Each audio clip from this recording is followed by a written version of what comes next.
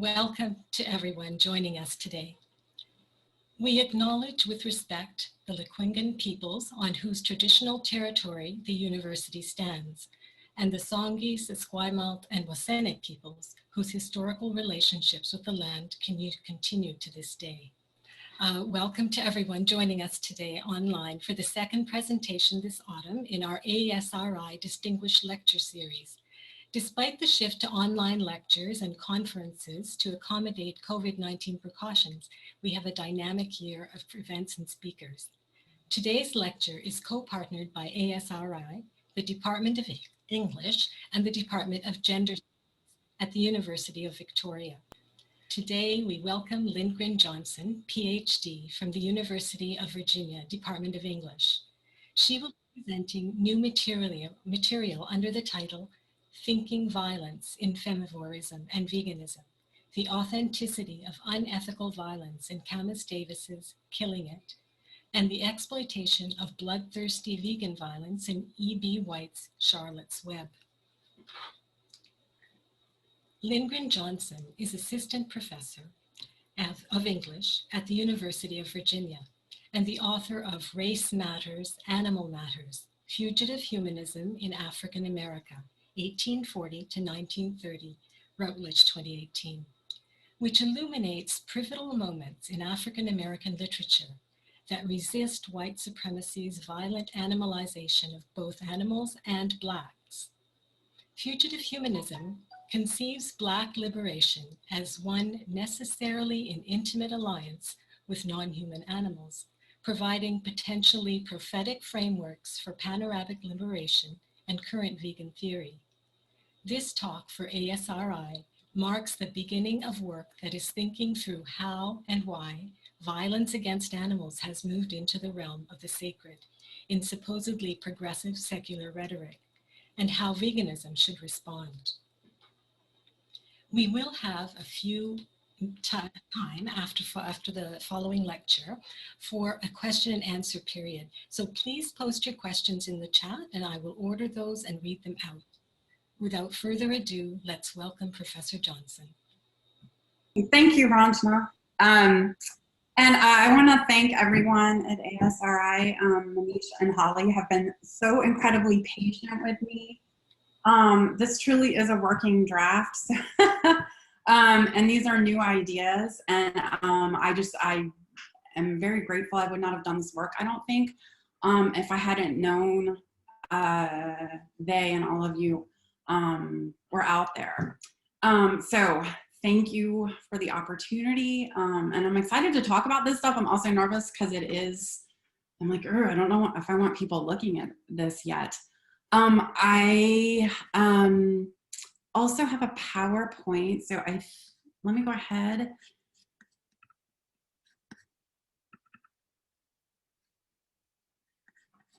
And I think that should, okay.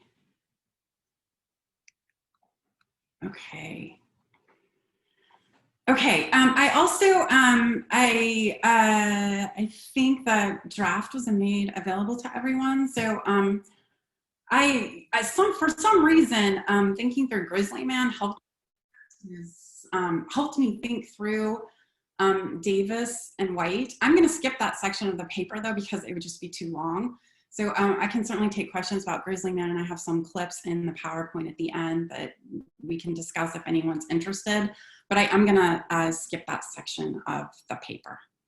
Okay, so again, the title, Thinking Violence in Femivorism and Veganism, the authenticity of unethical violence in Camas Davis's Killing It and Education, and the exploitation of bloodthirsty vegan violence in E.B. White's Charlotte's Web.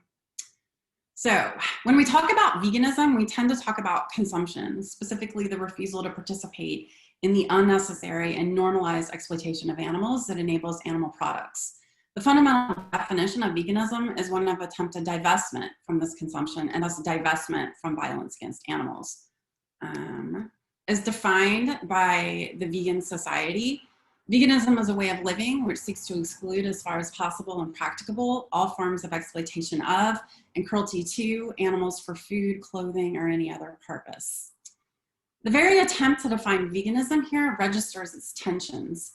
Defined through its exclusions of all forms of exploitation and cruelty, these exclusions can nonetheless only be taken as far as is possible and practicable. Veganism is determined as much by its recognition that full divestment is unachievable as it is by the divestment it does achieve, defined as much by the violence from which it cannot remove itself as it is by its struggle towards nonviolence.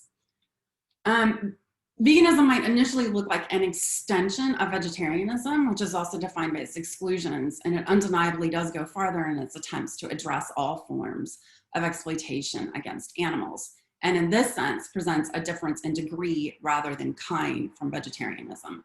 Yet the strictly defined margins that ensure vegetarianism's achievability, so like you don't eat meat, that's kind of the end of it, ensure vegetarianism as pure dogma. Vegetarianism is then revealed as something different and kind than veganism.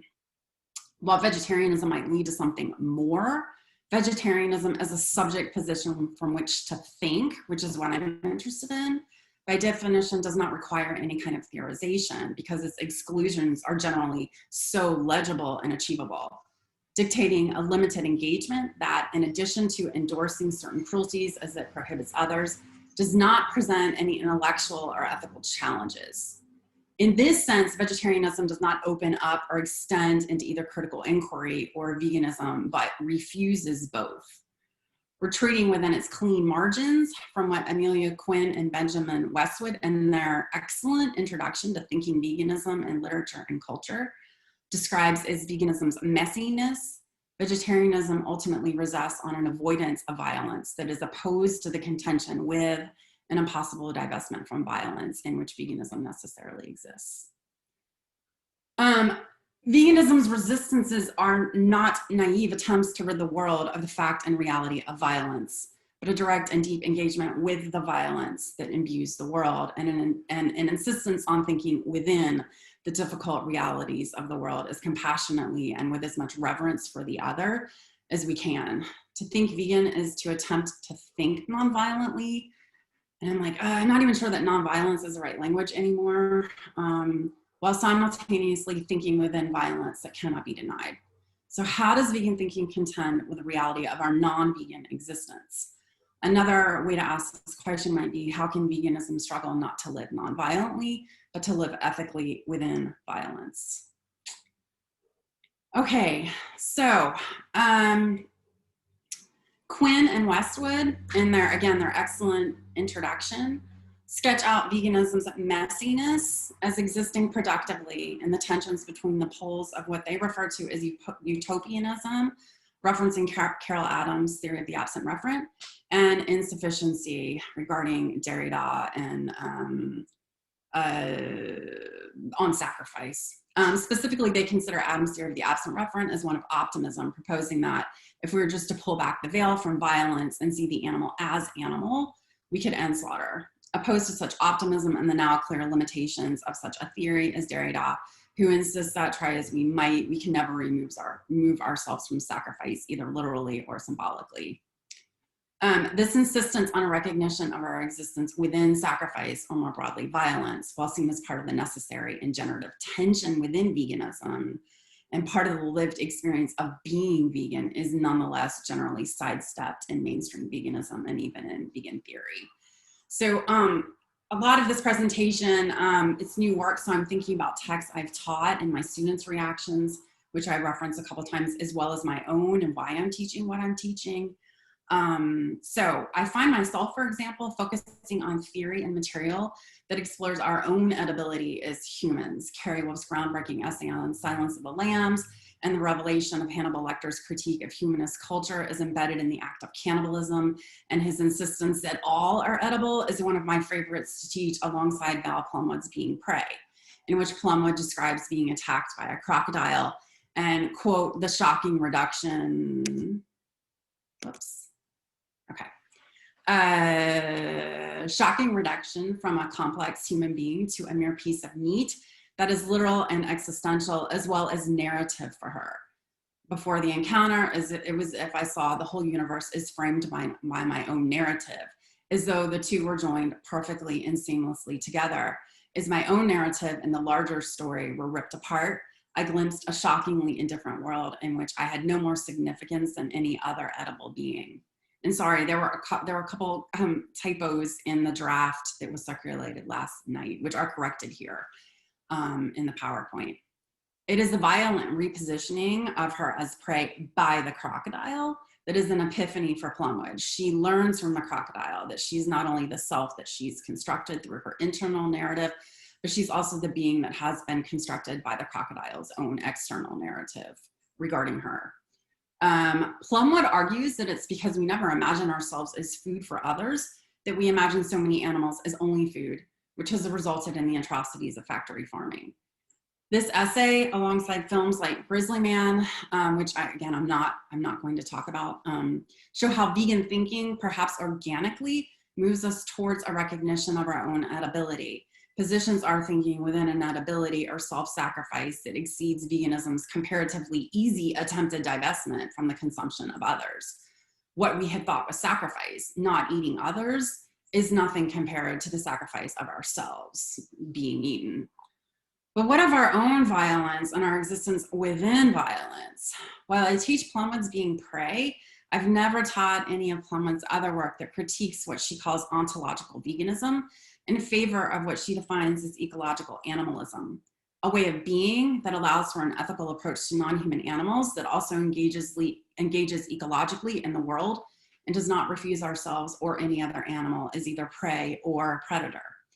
While ontological veganism, for which Plumwood has a lot of praise, insists on an ethical approach to animals, refusing to see them as only prey, it does not think ecologically, Plumwood contends, because it refuses an acknowledgement of humans as predators and animals as potential prey, and thus posits a moral exceptionalism that sometimes grudgingly allows for predation among non-human animals, but not among humans.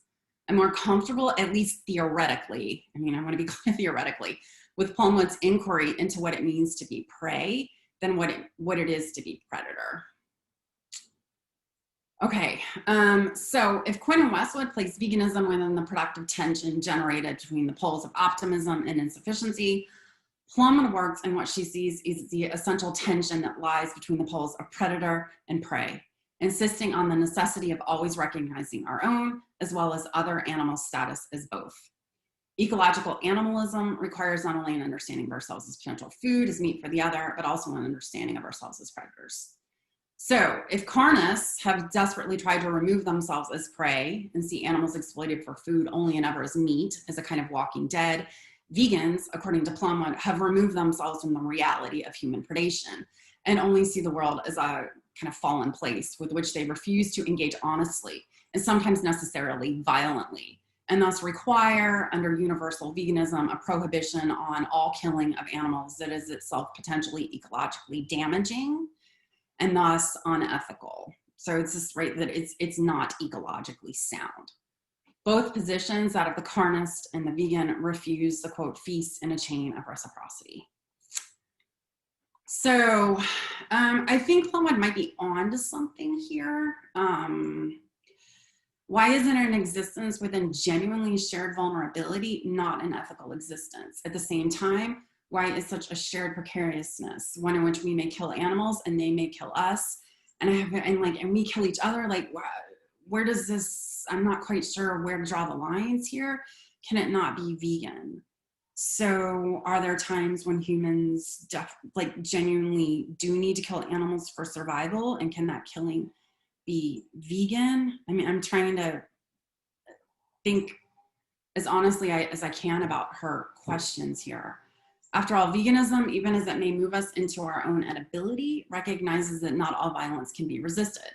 At the same time, I'm skeptical of Plumwood's insistence on reciprocity as kind of like the ecological relationship that she proposes and the one to be desired. And if reciprocity is ecological, is it ethical? Does veganism not open up and even demand ways of thinking, as mentioned earlier, that exceed reciprocity? Is this not the essence of the ethical? And then I'm moving to a bunch of questions here. I also think Plumwood's identification of veganism as ontological ultimately signifies her misunderstanding of veganism. So I think there's something to consider here in Plumwood's work, but I don't think she understands veganism either. To say that veganism is ontological and then it fundamentally refuses human predation is to fix veganism within a stasis that's nonviolent, but veganism is neither nonviolent nor static. So then I've got these questions and I'm like, oh, I don't know if these are the right questions, but so string of questions. Isn't Plumwood missing something if she only and ever considers our approach to animals as beings to be included within ethical thinking, without a consideration of our species-specific limitations and inabilities? This may be pushing the point too far, but I'm not sure that we should approach veganism as a realm of moral exceptionalism, which is how she approaches it. That vegans refuse a predator status, that unnaturally refuses ecological living, and thus thinks out of human moral exceptionalism, as much as a realm simultaneously signifying human power and non-power. So, right, like, is ethics actually a sign of our non-power, a sign of our power and our non-power? That as a species, we need ethics, which is, I'm not saying that other species don't, I'm not trying to deny ethics among other species, but so this is kind of a big question I have. Does veganism then not signify an attempt to think that recognizes human power is also a certain inability? Are we called to veganism precisely because we are always already predators of an order that is ecological, but also specifically human and specifically dangerous? As such, doesn't vegan theory engage in species-specific ecological thinking that is itself a deep recognition of our predator status? And I'm also uncomfortable, like predator, I'm not sure that's quite the right language I want to use here either. But okay, so those are a bunch of questions I've been thinking about. I am gonna move through the Herzog section, or the Treadwell section, and move straight into Camas Davis's Killing It in Education. So about halfway through Camas Davis's Killing It in Education, which came out 2 years ago, after she has returned from France, where she learns the genuine article, and the genuine article is a big, big, big deal in this book. What's the genuine article? How do you become the genuine article? How do you witness the genuine article? That is Femivore slaughter, and thus starts to develop herself as a genuine article, someone who is able to look and not turn away from intimate violence. She describes an encounter with a turtle in Hawaii while snorkeling, which she considers one of the most profound moments of her life. I think, yeah, okay. Here in this blue water, floating above the turtle, which was letting itself be carried by water towards something I would never know, I felt an exhilarating, wild moving towards something without having any control over what that something might be. My body, there, alive, real, existing, moving, breathing.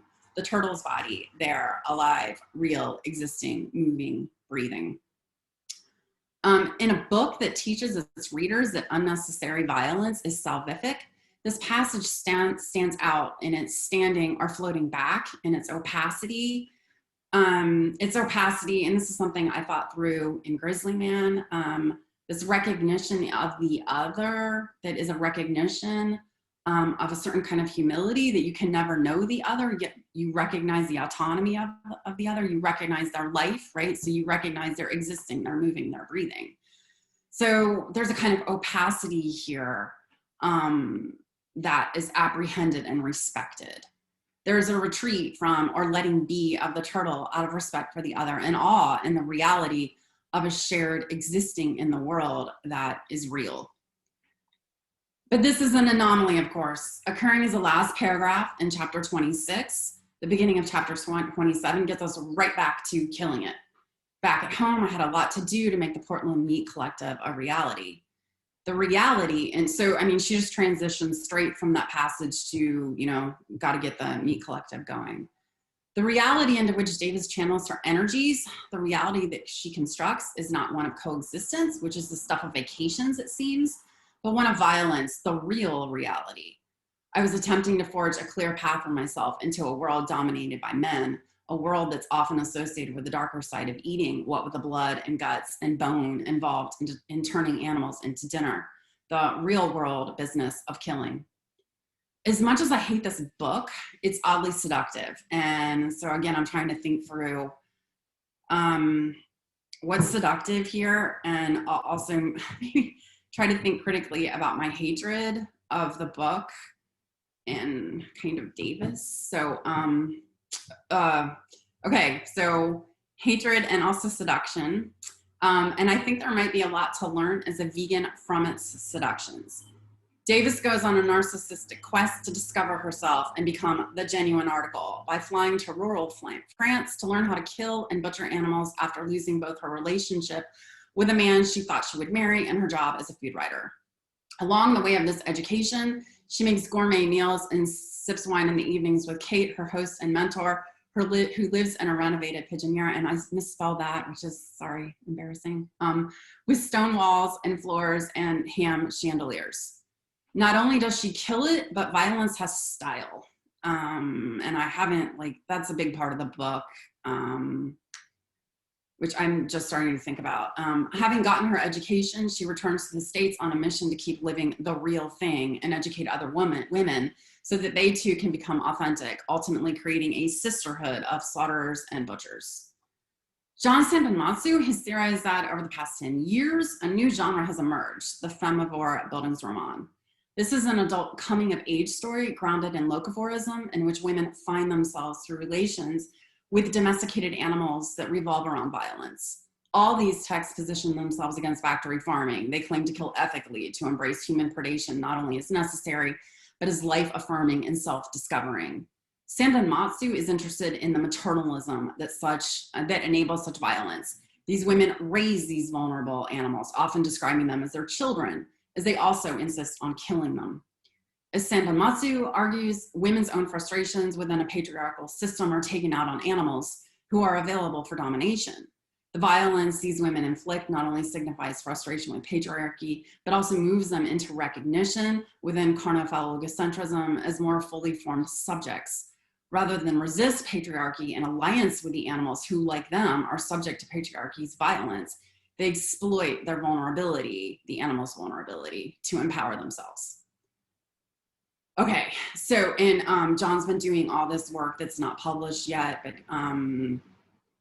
seems really, what's happening here seems really important to start thinking about this. So he got me thinking about what is going on and killing it in a different way.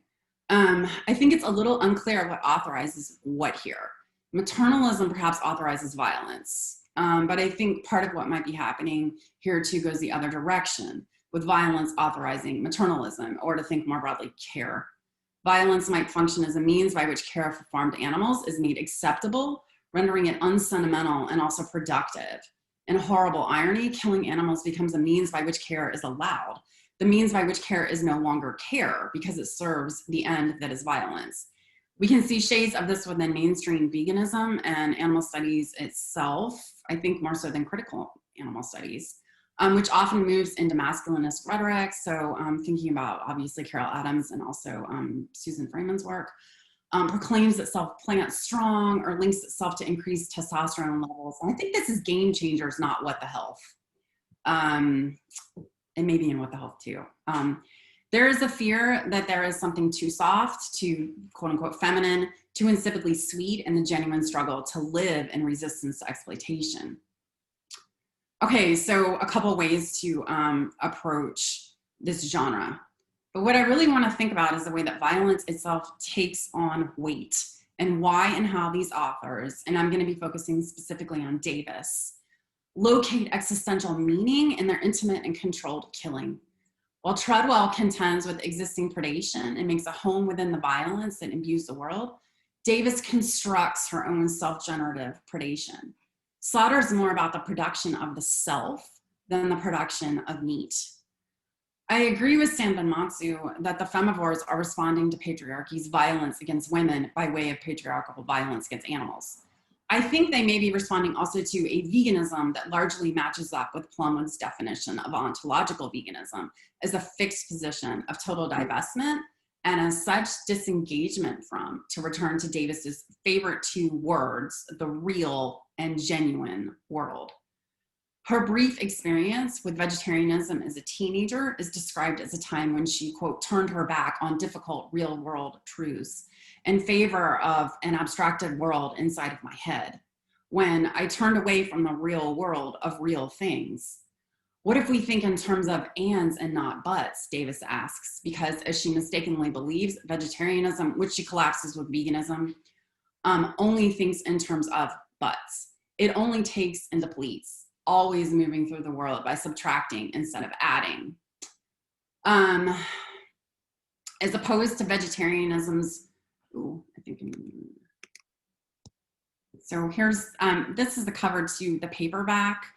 The cover to the hardback was in the poster, so I thought I'd include this too. There's a lot to think about this cover. Okay, so as opposed to vegetarianism's dreary deprivations, its abstractions, and seeming disengagement with the living material world, then the answer, which I think is upheld by patriarchy, is an intimate violence that is material and meaningful. As Davis describes her decision to go to France, I was looking for an unmediated, uncompromising honesty with myself. In picking up a knife, I desperately wished to divorce myself from the world of magazine writing. I no longer wanted to write about the genuine article. I wanted to be the genuine article. And voila, several chapters later, and then there I was cooking foie gras in the kitchen with Kate, right? And she goes on, and then, right, but it's this wandering through the stark corridors of the abattoir, face to face with the real, honest to God, genuine article. So what exactly is this genuine article over which Killing It obsesses? Noélie Violet has argued that modern humane slaughter depends on the dispersal of human guilt, achieved through a kind of dispersal of the animal's death. Crucially, this death cannot be attributed to a single human action. Stunning results in unconsciousness or even brain death, and the subsequent gassing, slitting of the throat, or electrocution results in physical death. The stunner then makes death essentially necessary in the very action that renders slaughter humane, so that the second in line only performs the practical, ending the life of a vegetable. There's no single moment when a fully sentient animal dies. Therefore, there's no single point in slaughter in which unequivocal killing occurs. The agency of both humans in their killing and animals in their dying is necessarily scattered in the name of humaneness. Killing It begins with such a humane slaughter of a sow who is, quote, done having babies, and so will be, quote, turned into sausage. Yet everything about this humane killing refuses the dispersals that Violet outlines. The sow is electrocuted, begins convulsing, and falls to the floor. She and Davis insist obsessively on using this pronoun. And so there's this like identification with the sow, is killed, and then problematic, I can talk about that later, is killed a minute later by bleeding. Davis writes, this quote, "This felt to me like a private moment that I shouldn't be allowed to witness. These last shudders of life, this battle waged by her body's nervous system. But I did not turn away. I was here to learn, after all. I was here to do something hard and real. So I kept watching." Where to begin? The question of privacy, which is again something I'm really interested in Grizzly Man, where I think Treadwell like thinks in terms of privacy, animal privacy in many ways. So the question of privacy is misplaced. Is obviously that question should be asked in relation to living animals. Or I guess the sow is still living here, not animals you're killing. But Davis is never interested in living animals, except in the fact that their living makes killing possible, providing access to the experience of killing that makes available the, quote, genuine article of this sow's life and death. Well, the French consumption of meat, eating a small amount of good meat, is repeatedly contrasted with what Davis sees as the uncivilized American consumption of meat, eating a lot of bad meat. The visual consumption of violence that runs throughout this text is voracious. And from page 4 on, we understand that the question of privacy is never a real question. Upon landing in France, Davis's biggest fear is that I wouldn't have the right experience. But once she experiences the Sal's death, killing her, which is the introduction to the text that is killing it, as well as to the experience that is killing it, all fears can be put to rest. This is exactly what she came for, the cultivation of violence that is indeed real, and the real and hard witnessing that consumes it.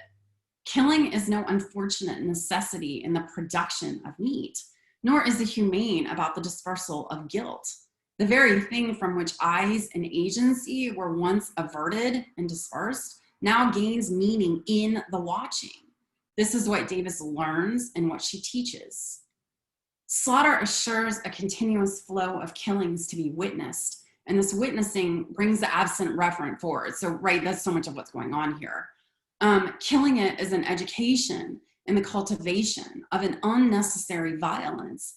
And Davis is right. She is in the presence of the genuine article. And the experience of witnessing is also genuine. But this authenticity supersedes ethics. There's no room for guilt here, no need for justification, because the experience of witnessing killing is the reason for killing. This is not just a book about transparency. The floors were concrete, the walls were limestone, the doors were open. Davis nostalgically remembers about the abattoir, where she witnesses the Sal's killing, where the animals, quote, represented the other 1% in opposition to factory farmed animals. The witnessing of violence poses as the ethical. It is not that there is nothing to hide. There is something to be seen. There's no desire then in femivore slaughter to bring this killing into line with the vegetarian regime, as VLA describes modern slaughter's insistent representational replacement or absent referencing of animal with vegetable. With a rejection of this fantasy, we move into a truth, much like the fact of predation on which Herzog's framing of Treadwell rests, of the animal's life. So there is a certain truth here. Yet this apprehension of one weight, the animal's life, occurs only in its destruction, precisely because the witnessing of killing carries more weight. The only sin in this book is cringing, looking away when there is so much to be seen. This is not to say that Davis is not interested in meat, because she certainly is. And I don't even know where to start. Like there's so much here to discuss. I'm going to show a couple images from the Girls Meat Club. The aesthetics of meat, everything the French do with meat, the corpse as a text to be open to like a book. This is how she thinks of butchery, and that they're in butchering animals, you liberate. She loves to talk about how she's liberating them, and also how their bodies function as a roadmap that like tells you about them as living animals. But this is like, it's the only way she reads their lives is through killing them. And okay, so there's a lot there. Yet, despite her fascination, meat is almost incidental to violence. The means by which violence is rendered sustainable, providing a product that can be commodified, enabling killing as a way of life. I'm uncertain then what the relation between femivore slaughter and carnism is, since eating animals, meat is not the goal of the slaughter. What is this new slaughter that does not predate to consume literally but visually? If Hannibal Lecter has to teach Starling that for Buffalo Bill, violence against women is incidental because he simply wants their skins. What needs does he serve by killing, he asks Starling. The reverse seems to be true here. Violence is everything, and meat is ultimately incidental. Jose Ortega y Gasset has defined sport hunting as a reversal of the means and ends of subsistence hunting. The sport hunter endeavors to achieve this death because it is the sign, because it is the sign which gives truth to the whole hunting process, nothing more. To summarize, one does not hunt in order to kill, to secure meat, but rather the reverse, one kills in order to have hunted. Without the kill, there technically is no hunt. To think about sport hunting. Without meat, there technically is no slaughter. While the two don't map onto one another with perfect congruence, my point is that meat is not the reason for slaughter here. It merely enables slaughter. Femivore slaughter, like sport hunting, is about the cultivation of an experience of violence and the teaching. After all, killing it is, and right, the subtitles, and education of this experience happens within the representational iconography of sport hunting. Trophies, this iconography of sport hunting. So I'm going to show an image, and this is a graphic image. This is from Girls Meat Club, which was founded by her mentor, Kate, and that Davis talks about Girls Meat Club throughout. Killing It, it's a place of sisterhood where women come together to kill and butcher animals. So I'm going to show one image here. This is of girls' meat camp, which to me looks like hunting camps. And here is another image of girls' meat camp. So, and I don't know. I was like, what's going on with this? What is going on with the killing? This is so much about the experience of killing. And the taxidermy here, I think is crucial. This, it's throughout the room, as well as the heart, which you can think, oh, right, love, but also it's quite literal. Throughout her book, she's always talking about, and I have this animal's heart in my hands, and right, because she just killed the animal. Okay, so back to sport hunting, the iconography, where the discrete kill is made available for an infinite imagining of killing. Oops. I don't know what I did. There we go. Sorry. A fantasy of a reproducible death. To think like, why have a deer's head on your wall? What is it that allows you to imagine? What is the narrative that you construct there that allows for this kind of infinite imagining of reproducible killing? I guess is what I'm trying to get at.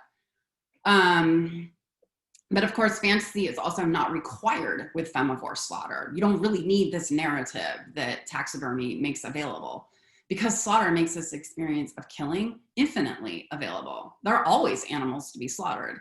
And if femivore meat functions similarly to the taxidermic trophy of sport hunting, though carrying less representational value, I think. Right, and this is the scene, Wendy's Species, this sounds weird. The scene in Grizzly Man, where Treadwell is just exuberant that he comes across this pile of shit from a bear he loves, and he's just like, oh my God, it's right, he keeps going on, it's her poop, and like, it came from her, it's warm. I'm just thinking about like that animal product in relation to the animal product that is meat here, is something I was trying to get at. Okay, moving on to E.B. White and his essay, Death of a Pig, as well as Charlotte's Web. And Charlotte, and what kind of author Charlotte is. So E.B. White's Charlotte's Web, a classic children's novel by any standard, revolves around a pig, Wilbur, who's initially saved by Fern Arable, an 8-year-old girl. The novel opens with an openly defiant Fern and a question. Where's Papa going with that axe? To which her mother responds that the runt of a newly born litter will be, quote, done away with. You mean killed? Fern comes back at her mother, refusing her euphemisms and running out to stop her father, with the first illustration of the book showing Fern trying to pull the axe out of her father's hands. Fern's father almost breaks down in the presence of his justice-driven daughter. A queer look came over John Arable's face, the narrator tells us, and Fern succeeds in saving Wilbur's life. That very morning, Wilbur, placed in a carton, literally has a seat at the Arable's kitchen table set for breakfast. The room smelling of, quote, coffee, bacon, and damp plaster. And this is just in the first chapter. The smell of systemic violence permeates the novel from beginning to end. Wilbur is initially saved through his transformation into a pet as a result of Fern's protest, brought into domestic space and rendered inedible, easily mingling with the other pigs who are also at the kitchen table in the form of bacon. And again, thinking about teaching and what happens in the classroom, one that I don't think I've ever had a student comment on. Fern, the agent of change in these first pages, gradually recedes from her advocacy for and relationship with Wilbur as a result of the disciplining forces around her. After Wilbur gets too big, his life is once again threatened by Fern's father. Backed into a corner, Fern commodifies Wilbur, settling on a value of $6 as she negotiates with her uncle, Mr. Zuckerman, for temporary sanctuary for Wilbur in his barn. Removed from Fern's care and earlier from the care of his own mother, of course, whom the text never acknowledges or mentions, Wilbur goes to live in a pen in Mr. Zuckerman's barn, and Fern is not allowed to take Wilbur out or get into the pen with him, prohibited from any kind of physical contact with Wilbur. She nonetheless goes to sit with the other animals who live in the barn to watch and be with Wilbur as best she can, which like a very different looking than what we see in Killing It. The animals trust her. She is so quiet, quote, she is so quiet and friendly, and she listens to them, able to hear conversations that no other humans can. But Fern gradually recedes, and by the end of the novel, she's abandoned her animal friendships in favor of more appropriate human heteronormative relations, specifically her first crush on Henry Fussy. It's such a great name.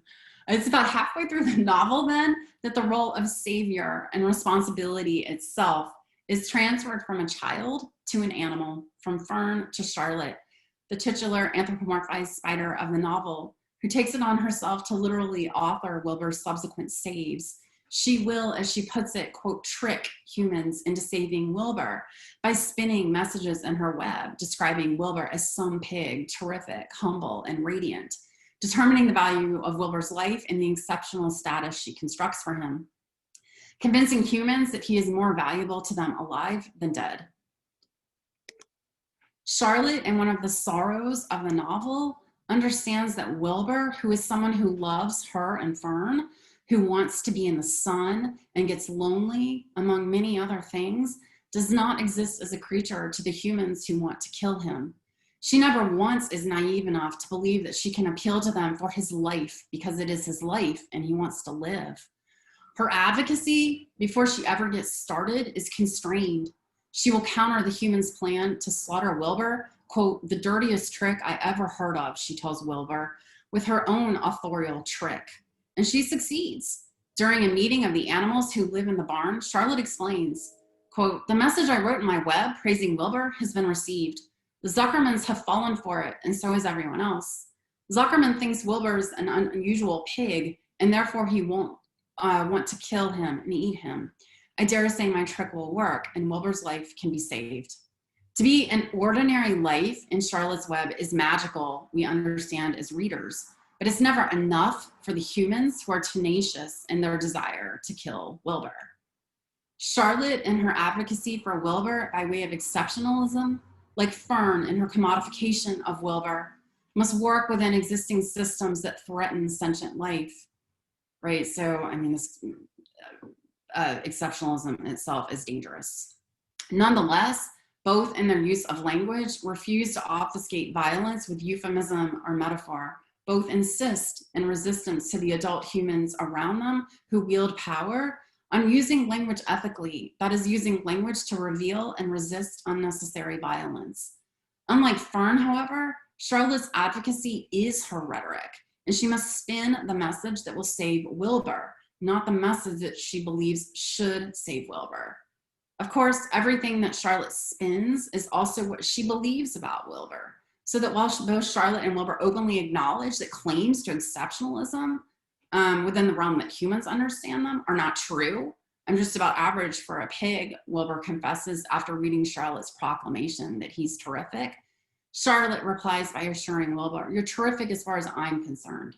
And we understand that what Charlotte is simultaneously expressing is an exceptionalism that articulates her love for Wilbur, one that values him for himself and his value in her, for himself and his value in her eyes, and does not seek to pit him against other life and thus devalue those lives that are not deemed exceptional. Of course, the medium for Charlotte's salvific writing, her web, is also the medium for Charlotte's killing.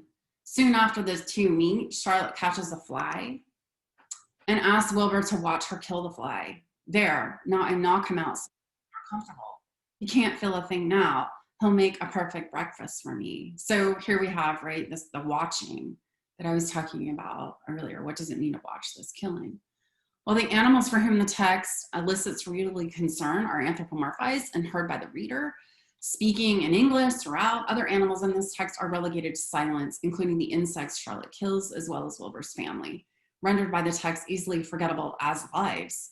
Yet Charlotte resists these narrative desires. Wilbur, bewildered by her diet, asks, "You mean you eat flies?" Charlotte responds by providing a list of 13 different insects she catches, clarifying that she does not eat them, but drinks their blood. "I love blood," she tells him. Wilbur is horrified, sad because his new friend, quote, sad because his new friend was so bloodthirsty. "Don't say that," he begs her. "Please don't say things like that." But Charlotte once again refuses to obfuscate. "Why not?" she asks. "It's true, and I have to say what is true. I'm not entirely happy about my diet of flies and bugs, but it's the way I'm made." Charlotte accepts the reality of her existence, refusing to comfort herself with any illusions about herself, holding herself accountable in accordance to her limitations and capacities. Well, the narrator may want to cushion the reader from Charlotte's violence, and I think like the text, maybe like the relationship between text and illustration is also something. I'm not sure they're entirely collaborative here. I think the illustration is doing more than the narrator is here. She does not allow herself such consolation.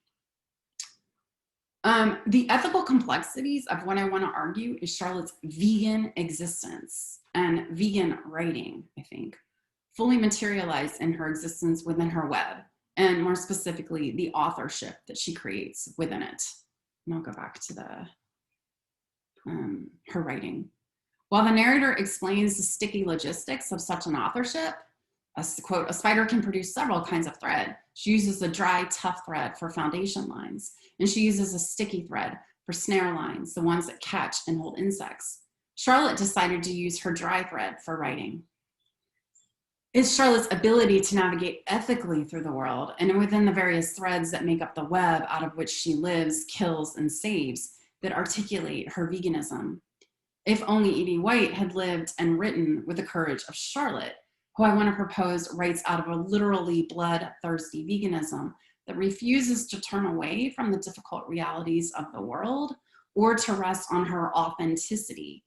Resisting the unnecessary violence that White perpetuates is obviously, occurring in Charlotte's web, but that White himself perpetuates by way of exploiting Charlotte's ethical violence. So my big question is here, what does White as an author who continues to kill animals, what is he doing with Charlotte as an author who also kills animals at the same time that she, like White, tries to save one, which moves me into this next section.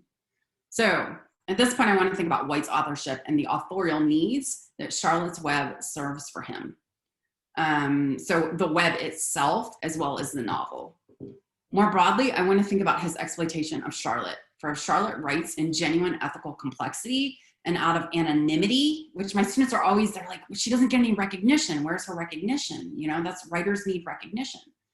Out of anonymity and love for Wilbur, White's authorship resides in recognition, cowardice, and a desire to keep killing the animals with whom he claims to have an affinity. In a note written to his editor on September 29th, right before the release of Charlotte's Web in 1952, White explains this motivation for writing the novel. "I like animals, and it would be odd if I failed to write about them. Animals are a weakness with me, and when I got a place in the country, I was quite sure animals would appear, and they did. A farm is a peculiar problem for a man who likes animals, because the fate of most livestock is that they are murdered by their benefactors. The creatures may live serenely, but they end violently, and the odor of doom hangs about them always. I have kept several pigs, starting them in spring as weanlings and carrying them trays to them all through summer and fall. The relationship bothered me.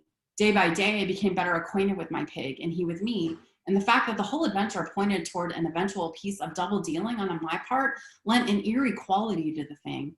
I do not like to betray a person or a creature, and I tend to agree with Mr. E.M. Forster that in these times, the duty of a man, above all else, is to be reliable.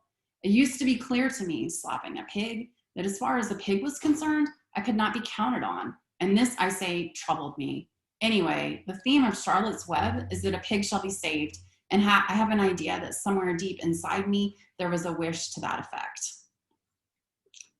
Okay, so White here shifts the responsibility for saving the material animals. He continues to use his language to murder before, during, and after writing Charlotte's Web onto the novel, and more specifically onto children and animals. He dismisses his own violence. The anyway there is crucial, right? Anyway, the theme of Charlotte's Web is that a pig shall be saved.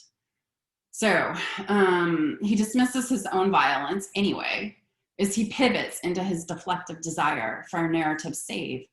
Difficult work for those who are not adult humans. And Fern and then Charlotte must secure temporary save after temporary save for Wilbur until he is finally safe. Along the way, Charlotte dies. In this letter, White writes in a way that might initially remind us of Charlotte, holding himself accountable and acknowledging his violence. But this is mere performance, trailing off in deflections, small and large. White writes his way out of responsibility and into Charlotte's Web. This is not to say that White never tried to save any of the animals he ordinarily killed. And the more specific impetus behind the writing of Charlotte's Web has been argued by many critics to be his failed attempt to save a pig 4 years earlier, an experience about which he wrote in his essay, Death of a Pig, published in The Atlantic in 1948. Here, White describes, in language that looks a lot like his 1952 letter to his editor, the quote, antique pattern of buying and killing pigs. The scheme of buying a spring pig in blossom time, feeding it through summer and fall, and butchering it when the solid cold weather arrives is a familiar scheme to me and follows an antique pattern. It is a tragedy enacted on most farms with perfect fidelity to the original script. The murder, being premeditated, is in the first degree, but is quick and skillful, and the smoked bacon and ham provide a ceremonial ending, whose fitness is seldom questioned. White goes on to describe the reason for writing the essay. It is only, quote, once in a while that something slips. One of the actors goes up in his lines and the whole performance stumbles and halts. The slip that White then describes, and which takes up the bulk of his essay, is a sickness over several days followed by the death of one of his pigs. It is this pig's life as it manifests in sickness and a subsequent natural death, a death that resists the managed, unnatural death of slaughter, killing, that exerts itself against the pattern of violence. The individuality of the pig asserts itself in sickness, throwing a wrench in the script. If the initial slip in the pattern occurs in the pig's assertion of subjectivity in sickness, White, as a result, experienced his own slip, writing of the care he felt compelled to offer this pig, his hopes that the pig would live, and the simple burial that followed the pig's death. His grief, he explains, was one felt not as a result of, quote, the loss of ham, but the loss of pig, who had become precious to me, not that he represented nourishment in a hungry time, but that he had suffered in a suffering world. White buries the otherwise unburiable and grieves the ungrievable. He moves into a mourning that would otherwise be unthinkable, a grieving that looks, this is a reference to Grizzly Man, like Treadwell's. Nonetheless, and certainly a mourning that never happens in Killing It. Nonetheless, while White may have mourned, and we could consider this essay to be one of public mourning, and as such, I think, like potentially an obituary for a farmed animal, he does not stop killing pigs, as he confesses repeatedly in various texts.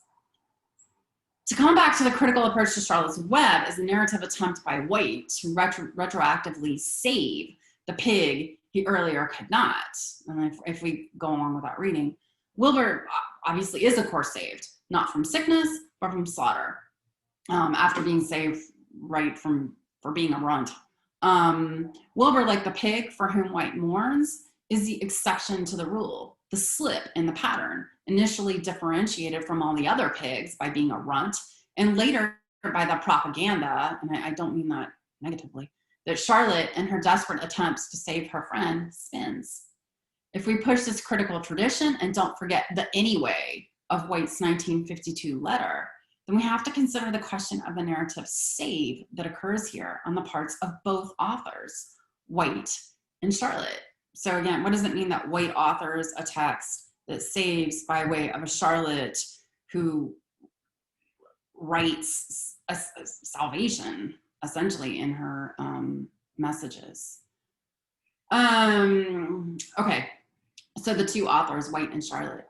If Wilbur is a surrogate for the pig whom White buried, then Charlotte is also a kind of authorial surrogate for White, the one who attempts, yet this time succeeds in saving this exceptional pig. Okay, so you have a successful save, but okay, well, I want to dig into that just a little bit. But there are many substitutions here, like the save of Wilbur for the death of a pig, Charlotte's authorship for White's, Charlotte's construction of Wilbur's exceptionalism for the pig's exceptional assertion of sickness, Charlotte's death for Wilbur's death. Like, what does it mean that Charlotte dies in this text? What kind of mourning does the text elicit, and what are the politics of that mourning? And sacrifices that enable this save. I want to consider the kind of mourning that such a save prohibits. This is not to say that the reader does not mourn in Charlotte's Web. In fact, it's a heartbreaking story because Charlotte, after dedicating herself to saving Wilbur from slaughter, ultimately does die, and we mourn her death. I'm not arguing then that the story prohibits or moves away from mourning. Rather, I'm interested in how the saving of Wilbur and the death and subsequent mourning for Charlotte are narratively constructed to prevent a more radical mourning. What if White had mourned radically after burying the pig who became sick? I don't think that he would have had a reason to write Charlotte's Web. What if he had experienced what Patrice Jones and Laurie Gruen have described as the mourning that is cultivated in animal sanctuaries, where the sense of loss over the death of one animal occurs simultaneously with an awareness of and grief regarding the animals currently being killed by humans? The public mourning and memorialization of these individual deaths matters in and of itself, as it also makes sanctuary workers care more about the deaths of the billions of animals they cannot save. So this is Jones and Gruen. In other words, such mourning does not turn away from systemic violence. It confronts and clarifies that violence through love. Along these same lines, why does the novel shift from a focus on the imminent killing by slaughter of Wilbur, as it never concerns itself with Wilbur's siblings and his parents, who have surely been killed by the end of the novel, to the natural and good death of Charlotte? And also that we don't mourn for a animal, but for a free living animal. While we are sad that Charlotte dies, she anticipates her death. She accomplishes her goal of saving Wilbur and is able to plan for the future of her children. I wonder if the saving of Wilbur, a domesticated animal farmed for food, and the dying of Charlotte, a free living spider, are aligned in service of White's refusals. His refusal to mourn radically, his refusal to stop murdering, and his refusal to write responsibly. After all, if White can now save the pig he earlier could not, he can also unmourn and unbury that pig, and perhaps prevent any further slip between the mourning for his exceptional pig and all the other farmed animals around him, which, I mean, he keeps killing them. Charlotte's death, then, is used as its own unethical trick by White. We mourn the death of this free living spider in order to avoid a more radical mourning. The novel enacts a depoliticized mourning that exploits Charlotte's death. Okay, I want to return to the relationship between script and slip that White describes in his 1948 essay, Death of a Pig. What is veganism if it is not a slip? A moment of falling, of becoming unmoored from the script that almost all of us are taught. And it's not the moment of slipping and stumbling when we no longer know our lines. And again, another reference, as Treadwell does when he's not quite sure how to express his love for Wendy, or as Charlotte does when she has to think hard about how to write out of a web that she's only used for trapping. This is not the moment of moving into the ethical, the moment of being caught up in someone else's life, the moment of struggle. In Death of a Pig, this is the moment when White moves into care and respect for the pig who is sick and dying and whom he planned to kill. Yet the enormous potential of the slip is refused by White, deflected through the composition of Charlotte's Web, the deflections his own authorship enables. Anat Pick has argued that veganism exists within the worlds of love, of law, and love. And I want to think about veganism as a way of existing that does its best to create a new script or law. Is it also always is inevitably slipping through love.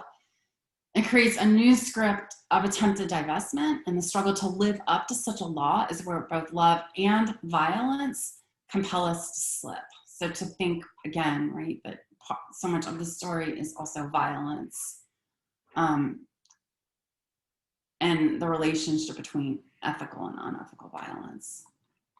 I think this novel exhibits a difficult vegan writing that in the midst of white's elisions should not be. Charlotte exceeds white to such an extent. I feel like how is Charlotte here? Charlotte, as a spider, must kill animals to survive. It truly is the way she is made. She's an obligate carnivore. Though she wishes it were otherwise, agreeing with Wilbur that it is a, quote, miserable inheritance, she nonetheless acknowledges the lives she takes, never deflecting from this necessary violence that imbues her world, always killing as compassionately as she can, as she simultaneously resists violence that is not necessary, trapping flies and advocating for Wilbur simultaneously with different but related threads. Yet my students consistently claim such a noble struggle for themselves, misidentifying with Charlotte and appropriating her obligate carnivorism as their own, and subsequently claiming her ethical struggle within such required violence also as their own, so that a readerly substitution ensues here. So, right, you have these authorial substitutions that I think like are designed to create readerly substitutions, readerly identifications. So there's this readerly substitution, obligate carnism for obligate carnivorism. Rather than thinking within our own species-specific limitations and capacities, as Charlotte does, the identification with Charlotte lulls the reader into the belief that we too are made like Charlotte. Like white, we can care for the exceptional and continue to kill the ordinary. And that this is noble. In this reading, we don't see Charlotte's writing for what it is. A spider's life can't help being something of a mess with all this trapping and eating flies, Charlotte tells Wilbur right before she dies. We are made differently than Charlotte, I tell myself, so our lives do not have to be the mess that hers is. We don't have to kill. We don't have to live in and write out of such a complicated web. Charlotte's life is necessarily complicated. We make ours unnecessarily complicated. I want to see myself as embedded in a life that only requires one kind of thread. But this too is not true and is a reading that misses Charlotte. Charlotte is written to fulfill the desire that, quote, a pig shall be saved, according to White. A desire on the part of White, I think, to stick to the script. After all, this is a conservative save on the part of White, one that engages in obfuscation and removes itself from the living and the dead. But Charlotte refuses all of this and exceeds White's desires and demands, writing out of a bloodthirsty veganism that spins new and radical slips and scripts that are ethically grounded in violence and love. And she pushes us to read vegan. She exceeds what we imagine veganism to be. It is not often, and these are last lines of the novel, it is not often that someone comes along who is a true friend and a good writer. Charlotte was both. Thank you, everyone.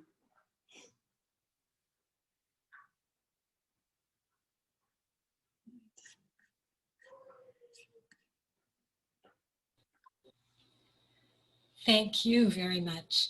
And we have some time for questions. Stop sharing, I guess. Pardon? Stop screen sharing. That would. Right. Sorry, I'm so bad at this kind of stuff. That's okay. I think it's new to all of us, so we just have to get used to it over time. Yeah, but thank you again. And we have some time for questions now for Dr. Lindgren. So I think we have some from Manisha to everyone. She says, thank you, Lindgren, for this fascinating treatment of these two texts. I have so many questions, comments. 1, will you be bringing Haraway's promotion of killing, i.e. killing well, eating well, into the paper, since her academic theorizing of the need to kill is so often marshaled by feminists into their specific arguments promoting artisanal or humane killing? Yeah, probably. I'm not a big fan of caraway. God. So I mean, my mind now is on the artisanal and the humane. The artisanal, I mean, they're, and the link, I don't know if I'm answering the question here, the linkage between the artisanal and the humane, that the humane, again, right, that the humane is, it's interesting. I think the humane is something, it's designed to comfort animals. And of course it also, I think, like, it's designed to comfort us, which in some ways is like optimistic, at least, right? And what it fascinates me and is so upsetting about the Femivores, or about Davis's text specifically, is like, there's no guilt. There's no need for the humane, like, cushioning from the blow of violence for humans themselves. I like, there's a link there to the artisanal as, like, and this is also something that really comes through in Killing It, that there's that meat is artisanal precisely because I think it, like, it has aura, you know, it, like, it's when you think about aura in art, like, this is something, like, I don't know, meat is unique. It links back to the body. It links back to individuality. So the individuality is commodified by way of meat as artisanal. I mean, so, right, like, the life, you want to recognize the life here. And I think locavorism and femivorism is claiming a kind of critique of capitalism. Yet all of this, the artisanal nature of all of this, like, depends so deeply on a capitalism that commodifies life as, like, and works within this notion of, I keep coming back to aura, so I don't know, but yeah, yeah, I should probably, that seems like a long-winded goodbye. Thank you. There's another question from Stefan Golger, and he says, this is such a fantastic piece. Thank you for presenting it. My questions: if you rethought Charlotte represents a truer authenticity than Davis's, how might we articulate their distinctions beyond Davis's false assumption of necessity, which isn't false for Charlotte? And then he has another question. And is authenticity the best concept for vegans to mobilize or utilize? Or is it perhaps itself implicated in violent cosmologies that vegans ought to resist? Thanks again. Wow, okay, Should I read the first one? Kim? Yeah, Okay. Yeah. If you rethought Charlotte represents a truer authenticity than Davis's, how might we articulate their distinctions beyond Davis's false assumption of necessity, which isn't false to Charlotte? Yeah, so yeah, well, first I would say Davis does not need to kill, right? Like, she does not, and I think, like, Plumwood is asking, and this is something that veganism needs to take seriously, right? And really think critically about, is this something we're going, Plumwood's critique of this universal imposition of veganism, that becomes its own means of violence, right? So, and that's something that, like, I think I need to think more carefully about. At the same time with Davis, I mean, she obviously does not need to kill, and I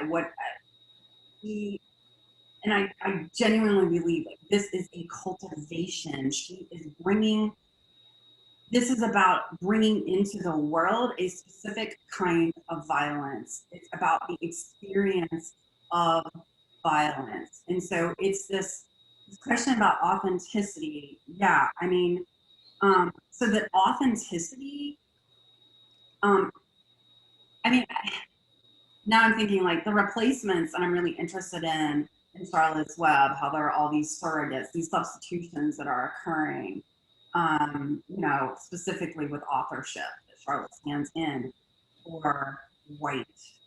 God, I lost my train of thought. I was going somewhere, substitutions. Ah, ah, I don't know, but the authenticity here stands in for ethics. Like, if you're authentic, that's all you need to be. And this is where thinking stops. Like, well, the animal's authentic. I agree. Killing is authentic. I agree. And this way, the way that killing itself, because it is so, I mean, like, it's authentic. You can't get more authentic than killing. You can't get more authentic than dying. You only do it once, and you can only kill someone once. So, like, it's a fact. It's authentic. But to stop at authenticity and then not ask anything about the authenticity is what's happening here. I mean, I don't know. I was really thinking about, I don't know if this is a way to answer your question, but I've also been thinking a lot about Temple Grandin and her just thinking about predation and, you know, what is necessary violence, what is not, this question of authenticity. I mean, there's something really interesting when you think about Temple Grandin's work, and specifically like thinking in pictures, where that strikes me as a text where really, I think, and I just started thinking about this like 2 days ago, is a text that in which Grandin identifies with cows and thinks in terms, right? She outlines what it is to be prey, that cows are prey species. And her argument there is that, you know, autistic people experience the world, like she experiences the world in many ways like a cow. She thinks visually. Her tactile experience of the world, all of this, which is to say, right, that as an autistic person, I think to push this a little bit and to work with what Brandon herself claims, autistic people are prey. Like they move through the world like prey. And this is what, and this is one of their differences. So thinking in pictures is this like recognition and alliance with others who are also prey, but it's a narrative in which she channels all her energies into becoming a predator. But at the end of that book, right, like when you, like, what is she? She's a speaking subject. She's, right, she's moved into, well, obviously, killing animals, and she's taken all her concern for animals and, like, what, again, like with white, like, oh my God, there's so much potential here. And it just gets diverted into the same old thing. So there's something really interesting there where she doesn't see that she's the predator. She never seems to recognize, like, no, you're not prey, you're not their friend, you're not their advocate. Your success is becoming a predator. And with femivorism, it's like Brandon, I think, is blind to that in a sense. With femivorism, what's terrifying is that eyes are wide open here. It's just this thing. I don't. Self-congratulatory exuberance in killing. So, I mean, I think it's the exploitation of authenticity, which would be the exploitation of lives and dying. And I think that Charlotte's authenticity, I mean, she's authentic, and that's the foundation for her thinking.